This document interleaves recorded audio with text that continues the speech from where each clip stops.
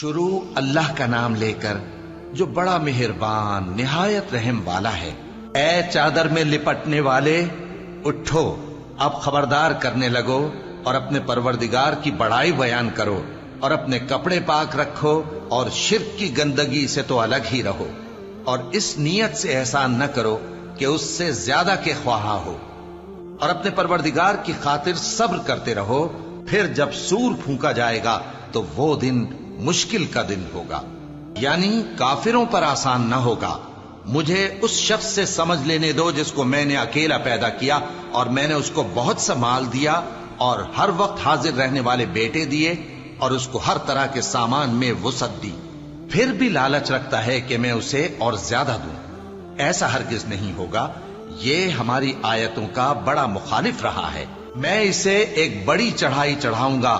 اس نے غور و فکر کیا اور ایک بات ٹھہرا لی، یہ مارا جائے، اس نے کیسی تجویز کی، پھر یہ مارا جائے، اس نے یہ کیسی تجویز کی، پھر اس نے نگاہ کی، پھر تیوری چڑھائی اور منہ بگاڑا، پھر پیٹ پھیر کر چلا اور تکبر کیا، پھر کہنے لگا یہ تو جادو ہے جو پہلے لوگوں سے برابر ہوتا آیا ہے، پھر بولا یہ اللہ کا کلام نہیں بلکہ بشر کا کلام ہے، میں ان قریب اس کو سقر میں داخل کروں گا۔ اور تم کیا سمجھے کہ سقر کیا ہے؟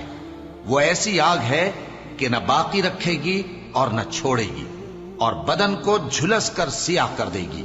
اس پر 19 داروغہ ہیں، اور ہم نے دوزخ کے داروغہ فرشتے ہی بنائے ہیں، اور ان کا شمار کافروں کی آزمائش کے لیے مقرر کیا ہے، اس لیے کہ اہل کتاب یقین کریں اور مومنوں کا ایمان اور زیادہ ہو، اور اہل کتاب اور مومن شک نہ لائیں، اور اس لیے کہ جن لوگوں کے دلوں میں نفاق کا روگ ہے اور جو کافر ہیں کہیں کہ اس مثال کے بیان کرنے سے اللہ کا مقصود کیا ہے۔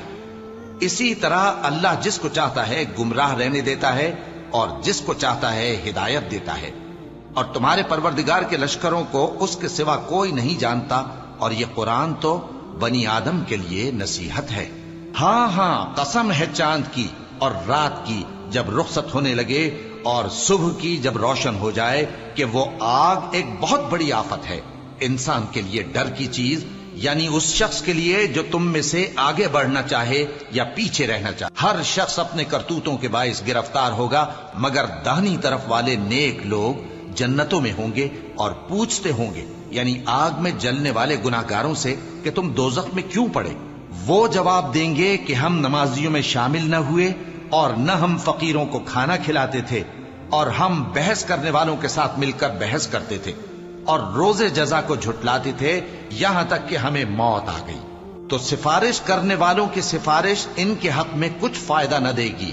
ان کو کیا ہوا ہے کہ نصیحت سے روگرداں ہو رہے ہیں، گویا گدھے ہیں کہ بدک جاتے ہیں جو شیر سے ڈر کر بھاگ جاتے ہیں۔